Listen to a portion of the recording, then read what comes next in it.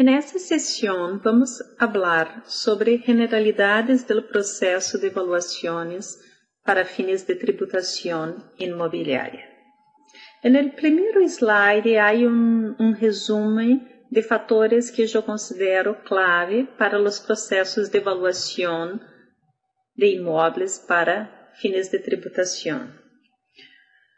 Los primeros dos aspectos serían aspectos importantes en cualquier trabajo de evaluación, cuales sean el acceso a dados de mercado y la escolha apropriada del método de evaluación y formulación de modelos de cálculo que sean consistentes y coherentemente explicables con relación al fenómeno que se está por analizar. Los otros segundos puntos que yo he seleccionado, yo diría que serían cuestiones bastante específicas de las evaluaciones desarrolladas para fines fiscales que distinguen ese proceso de los otros procesos de evaluación masivo de los inmuebles. El primer aspecto sería la importancia del catastro. De hecho, el catastro actúa como un elemento limitador de la calidad de los trabajos. Una vez que los modelos de evaluación desarrollados deberán ser aplicables para el universo de inmuebles que compone el catastro, de tal forma que todas las variables que estarían inclusas en los modelos de evaluación tienen de estar presentes en el catastro de inmuebles. Caso contrario, los modelos no serían pasibles de aplicación. Por esa razón, costumo decir que el catastro es un elemento limitador de la calidad de los trabajos en los casos de evaluaciones para fines fiscales. El segundo aspecto sería la importancia más fuerte de tener un atributo fuerte que consiga refletir las variaciones en los precios de los inmuebles generadas por localización. Es decir, tener un zoneamiento de la ciudad que logre refletir de una forma bastante precisa essas diferenças en valor causadas por la posición de los inmuebles en la ciudad. Es de extrema relevancia en ese caso. Yo diría si logramos tener un zonamiento adecuado o un atributo que mensure la localización que sea un atributo fuerte en los modelos de evaluación desarrollados, 50% de los problemas en las evaluaciones para fines fiscales están resolvidos. Naturalmente, y como discutimos en nuestro foro, como cualquier otro tipo de evaluación, las estimativas de valor realizadas son asociadas a una determinada fecha. Después de esa fecha, no hay como garantizar que los resultados de los trabajos continúan siendo aplicables o representativos del valor de mercado, por mejor que haya sido la estimativa en la fecha de la evaluación.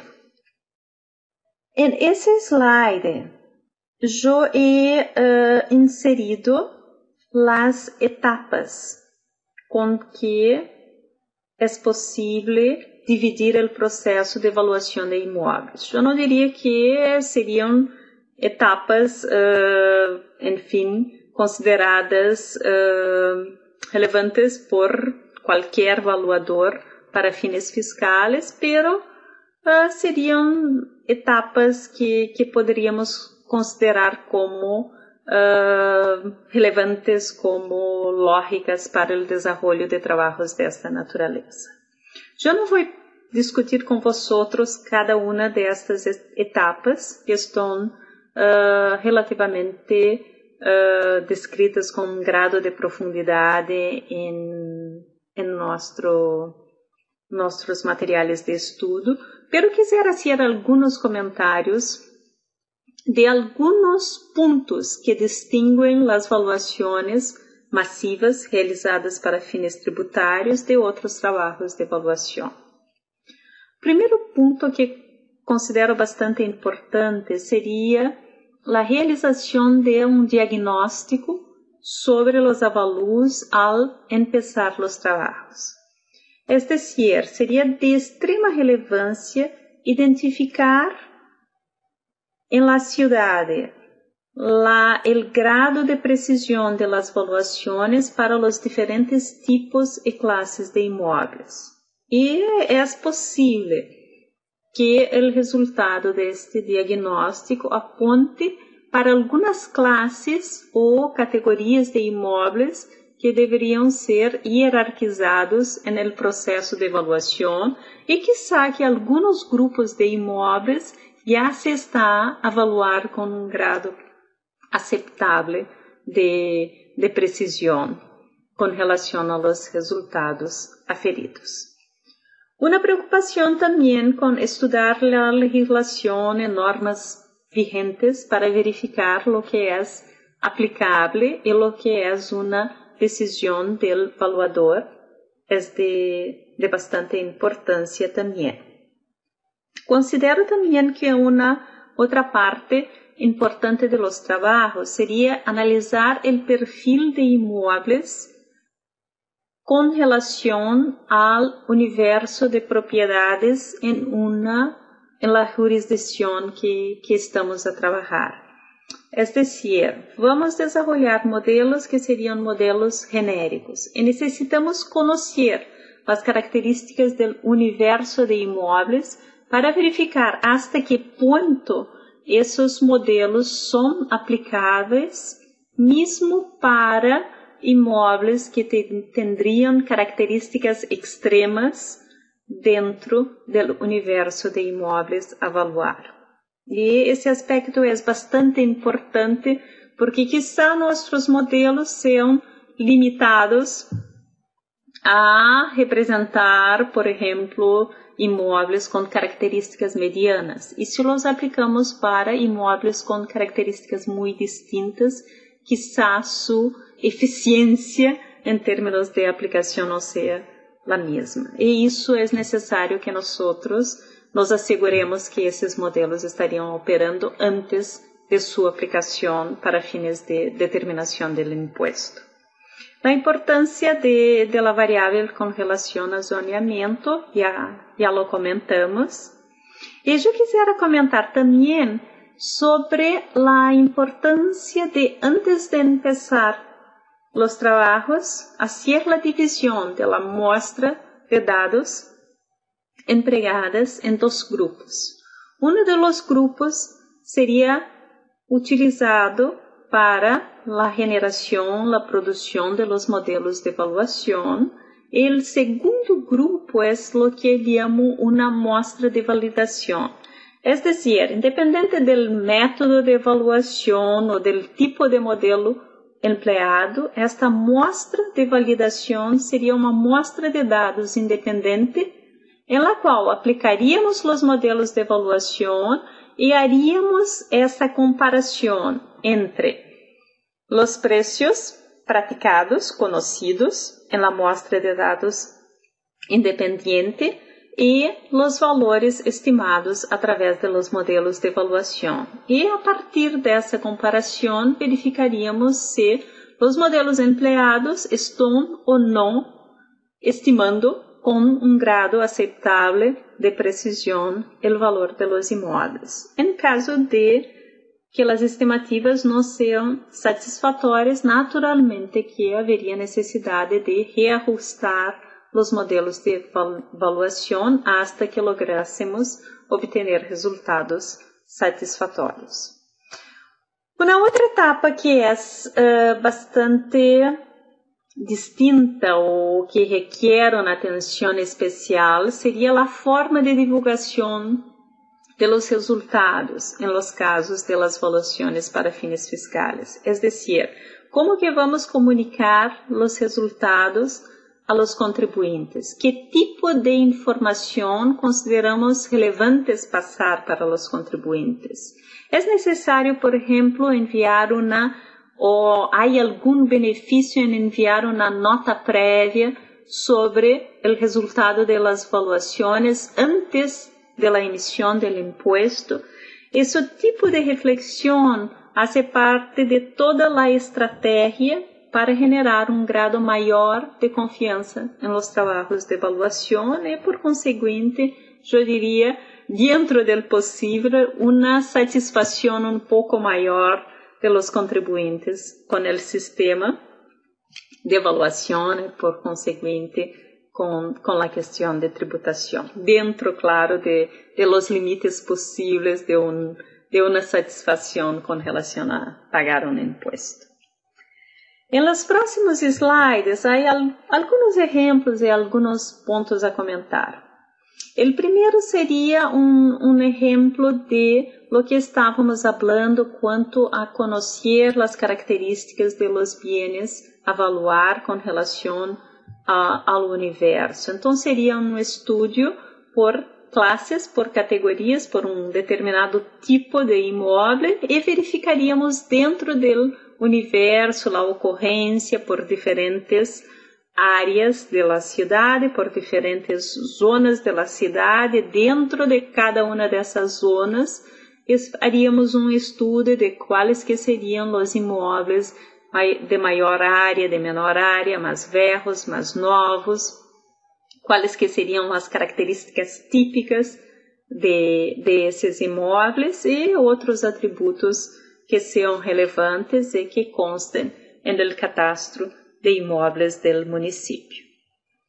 O segundo ponto que quisera comentar é que, mientras é uma realidade que para a grande maioria dos municípios em América Latina, utilizamos o método de custo de reprodução ou custo de reposição, dependendo da terminologia empleada. Não há necessariamente um matrimônio que tenhamos que sempre utilizar o método de reprodução sem qualquer consideração de qual o segmento de imóvel a evaluar. É decir, há outros métodos de avaliação, como o método comparativo de dados de mercado, que quizás seja o método mais adequado para diversos segmentos em los quais é possível formar uma amostra representativa. Há o método de la renda ou de la capitalização de la renda, como é comumente chamado, e quizás seja o método mais adequado para imóveis que apresentam a tendência de generar renda. É decir, me preocupa um pouco quando as legislações obrigam a los evaluadores a emplear o método de custo de reprodução de uma forma indiscriminada. Bien. Uma outra preocupação seria com relação à formação da base de dados. No obstante que vamos emplear o método de custo de reprodução e que em este caso necessitaríamos efectivamente somente coletar dados sobre vendas de terrenos, de terra vacante, para a generação do modelo de custo de reprodução. É importante perceber que a única forma que vamos ter de fazer a validação dos modelos é se fizermos um levantamento sobre preços de venda para todos os tipos de imóveis. De outra forma, não há como verificar se nossos modelos de custo estão acertando muito, acertando pouco ou completamente generando resultados completamente distorcidos com relação à estimação do valor dos imóveis. E outro aspecto a comentar seria essa necessidade de continuidade dos trabalhos. Observamos que em muitos casos não há uma equipe haciendo esse levantamento de preços de venda de uma forma contínua. Então, há período que seria próximo à fecha de reavaliação de los imóveis, onde há uma quantidade bastante satisfatória de pesquisas de mercado, e depois disso, 2 anos sem qualquer informação na municipalidade. Isso naturalmente que prejudica os trabalhos de evaluação de los imóveis e a confecção, a produção de modelos que sejam satisfatórios. Outro ponto importante seria refletir sobre quais as fontes de obtenção de dados sobre venda de los imóveis em nossas jurisdições. Es decir, quisiera que cada de vosotros refletisse sobre quais que seriam las parcerias que poderiam viabilizar maior número de dados sobre vendas de los imóveis em la jurisdição. Por exemplo, se hiciéramos tipo de associação com os bancos que fornecem financiamento para a adquisição de los imóveis. Em geral, esses bancos de financiação têm uma base de dados sobre imóveis comercializados que aplicaram para financiamento. Pode ser uma fonte riquíssima de informação sobre preços de venda. Uma outra fonte bastante interessante de explorar seriam preços declarados e que preços declarados em los casos de las transações de los imóveis e que são registrados através, por exemplo, do imposto à transferência de los imóveis, que muitas vezes é administrado dentro da mesma instância que o imposto que incide sobre a propriedade imobiliária. Es decir, há uma grande probabilidade que nem todos os preços de venda declarados sejam efectivamente representativos, es decir, há uma probabilidade que parte da gente subdeclare os valores de las negociações.